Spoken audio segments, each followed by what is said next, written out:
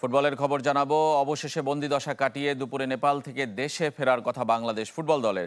বাংলাদেশ বিমানের বিশেষ ফ্লাইট ঢাকা থেকে এখন কাঠমান্ডুর ত্রিভুবন আন্তর্জাতিক বিমানবন্দরের পথে। সেখানে অপেক্ষা করছেন ফুটবলার, কোচিং স্টাফ এবং কর্মকর্তারা। বাংলাদেশের গণমাধ্যম কর্মীরাও ফিরবেন এই একই ফ্লাইটে।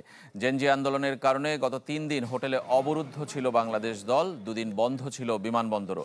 গতকাল বিমান চলাচল শুরু হয়েছে, যদিও এখনও বাংলাদেশ বিমানের বাণিজ্যিক ফ্লাইট পরিচালনা শুরু হয়নি।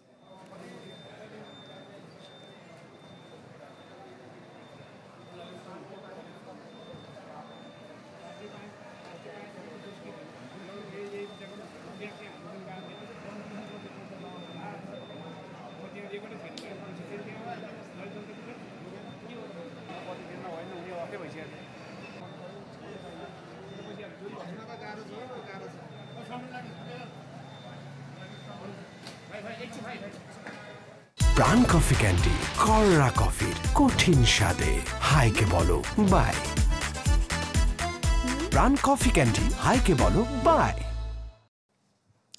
এই মুহূর্তে কাঠমান্ডু ত্রিভুবন বিমানবন্দরে অপেক্ষা করছে ফুটবল দল এবং সাংবাদিকরা। আমরা আগেই বলছিলাম, সেখান থেকে আমরা কথা বলতে চাই একজন সাংবাদিকের সাথে। দৈনিক দেশ রূপান্তরের ক্রীড়া সাংবাদিক সুদীপ্ত আহমেদ আনন্দ আছেন, তার কাছে জানতে চাই, আনন্দ, এই 3টা দিন আসলে কেমন ছিল? এখন কি স্বস্তি কিনা সবার মধ্যেই, ফুটবলার এবং গণমাধ্যম কর্মী যারা রয়েছেন সবার জন্যই একটা স্বস্তির খবর কিনা যে বিমান আসছে বাংলাদেশে ফিরিয়ে আনার জন্য? ধন্যবাদ রেজন। আসলে এই 3টা দিন খুব দমবন্ধ একটা অবস্থা ছিল সবার জন্যই। প্লেয়ারদের জন্য তো অবশ্যই, কারণ গত 3 দিনে ওদের কাউকেই আসলে হোটেলের বাইরে বের হওয়ার কোনো অনুমতি দেওয়া হয়নি হোটেল কর্তৃপক্ষ এবং অল নেপাল ফুটবল অ্যাসোসিয়েশনের পক্ষ থেকে। আর আসলে বের হওয়ার মতন ওরকম পরিস্থিতিও ছিল না। আমরা দেখেছি যে আসলে কাঠমান্ডুর অবস্থা খুবই খারাপ হয়ে গিয়েছিল গত বছর জুলাই আগস্টের দিকে, যেটা আসলে আমাদের দেশে আমরা দেখেছি।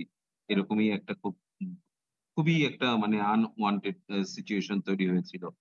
তো তো স্বাভাবিকভাবেই আজকে সকালে যখন টিম বাস ত্রিভুবন আন্তর্জাতিক বিমানবন্দরে এসে পৌঁছায়, প্লেয়াররা যখন বাস থেকে নেমে আসে, সবার মধ্যেই আসলে একটা হাঁপ ছাড়ার মতন একটা চেহারা আমরা দেখেছি আরকি। তো এখন এই মুহূর্তে আমরা আ আ যেটা আমরাও আছি, আমরা যারা ক্রীড়া এটা আসলে সাংবাদিক হতে পারে ছিলাম, আমরা কতক্ষণ যারা পরে? আজকে ফ্লাইটটা আমরা আ যত যতদূর জানতে পেরেছি আরো 45 মিনিটস আগে ঢাকা থেকে ছেড়ে এসছে। এটা ১ ঘন্টা ৫ মিনিট লাগে নরমালি। তো আমরা আশা করছি যে খুব শিগগিরই এটা কাঠমান্ডুতে এসে পৌঁছবে। এরপরে হয়তোবা আমাদের অফিসিয়ালি প্রসিডিউর শুরু হবে। আমরা অলরেডি আ আপনার ইমিগ্রেশন ক্রস করে আমরা একটা লাউঞ্জে অপেক্ষা করছি। এখানে আমাদের সাথে আ কাঠমান্ডুস্থ আ আ বাংলাদেশের হাই কমিশনার মহোদয়ও রয়েছেন এবং হাই কমিশনের টপ অফিসিয়ালরাও রয়েছে।